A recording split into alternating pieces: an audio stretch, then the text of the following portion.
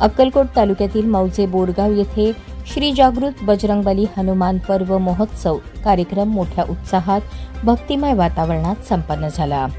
अक्कलकोट तालुक्यातील मौजे बोरगाव जागृत बजरंगबली हनुमान पर्व महोत्सव वर्ष पहिले कार्यक्रमाचे विवरण याप्रमाणे 10 ऑक्टोबर 2025 शुक्रवारी संध्याकाळी भजन, भारूड, कीर्तन, विविध धार्मिक कार्यक्रम संपन्न।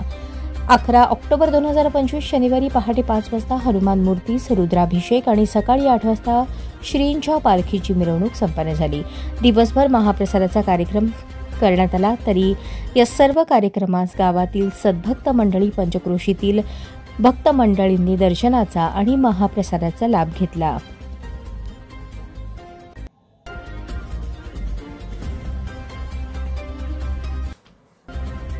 यावेळी दानशूर व्यक्तिमत्व विजयकुमार देशमुख, सरपंच विद्याताई श्यामस्वामी, श्री हनुमान सेवा मंडळ अध्यक्ष श्यामस्वामी, सचिव रमेश पाटील, कॅशियर दत्तात्रय हत्तरके, संचालक राम पाटील, ज्ञानेश्वर पाटील, रमेश फुलारी, विठ्ठल पाटील, गुंडप्पा गावडे, शरणप्पा कल्याणी, शिवानंद किवडे, बोरगाव येथील सद्भक्त वीरभद्र स्वामीजी महाराज, चन्नप्पा कामशेट्टी, माजी सरपंच शिवराज बिराजदार, सिद्धाराम किवडे, विलासराव सुरवसे, माजी सरपंच शिवराम पाटील, माणिकराव बिराजदार, तम्मा शेळके, सुधाकर पाटील, श्रीशैल जिरगे, श्रीकांत जिरगे, दत्ता जिरगे, विश्वनाथ हत्तरके, दत्तात्रय बिराजदार, कल्लप्पा कल्याणी, अनिल जिरगे, पवन पाटील, रवींद्र फुलारी, सतीश गुरव, शिवानंद कामशेट्टी, विरेश गवी, यशवंतराय बिराजदार, बाबूराव जिरगे, गुरुनाथ धनशेट्टी, गंगाधर बंदीछोडे, मल्लीनाथ फुलारी, महादेव कोळी, राजेंद्र कोळी, भाग्येश जिरगे यांच्यासह बोरगाव येथील ग्रामस्थ नागरिक मोठ्या संख्येने उपस्थित होते।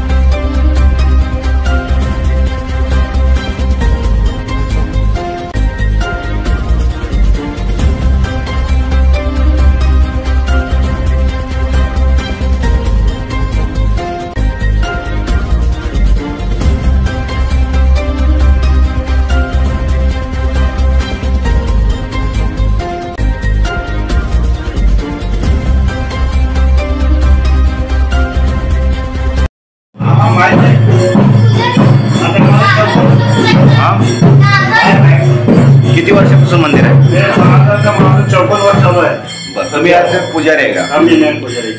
मला सांगा, रामदास काळापासून हे मंदिर आहे. हा, त्याच्यापेक्षा आरामशीर गाव आहे. जागृती मारुती म्हणून बोरगाव. पूजावर तुम्ही कधी करता? पाठला पूजा असते. पाठपूजा. तुमचं नाव काय? रमेश नागनाथ तुला. पाटे 5ला पूजा कंपल्सरी 5ला पूजा. बरं, आजचा जे कार्यक्रम आहे पालखीवर दरवर्षी होतो का? हा, दरवर्षी.